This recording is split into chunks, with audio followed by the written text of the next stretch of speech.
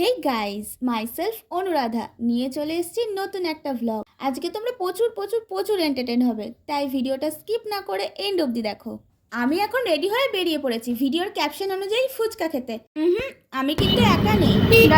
শুরু আমাদের দেখি সবার মরে যান না। এই যে ইনি একজন, আর একজন আসছেন, আর একজনের সময় হয়নি, ব্যস্ত মানুষ।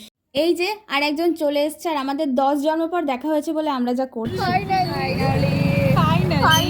ফুচকা খেতে বেরিয়েছি বলে কি শুধুই ফুচকা খাবো? একটুখানি তেরামি করবো না? তাই জন্য আমরা চলে গেছিলাম 24x7।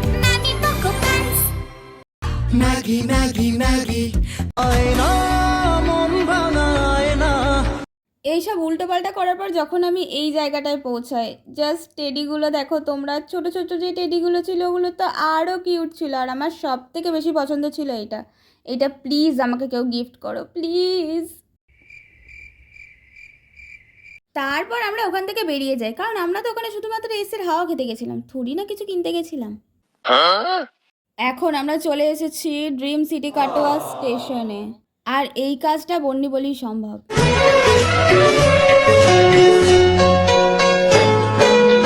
সিমরানের মতো ওর শাহরুখ খান ওর হাত ধরে টানেনি, তাই আমরা মনের দুঃখে গল্প করতে বসে যাই। হ্যাঁ রে পুষ্পিতা, তুই যে কি মিস করলি, তোকে কি বলবো। এ চিত্রা, তুই আবার কি করছিস এটা? স্টেশন থেকে বেরিয়ে আমাদের এই ব্যানারটা চোখে পড়ে, ব্যানারেও 3 জন, আমরাও 3 জন। এখন আমরা হাঁটি হাঁটি করে চললাম ফুচকা খেতে। এটার জন্য বেরিয়েছি, সেটা তো খেতেই হবে, তাই না? ফুচকা কাকু আমাদের 3জনকে দেখে 3টে লঙ্কা বাড়িয়ে দিল, কারণ আমরা ঝাল একটু বেশিই খাই, আর ফুচকা একটু ঝাল না হলে ভালোও লাগে না। কাকু এখন আমাদের সবাইকে পাতা দিয়ে দিয়েছে, আর এখন ফুচকা দেবে কাকু।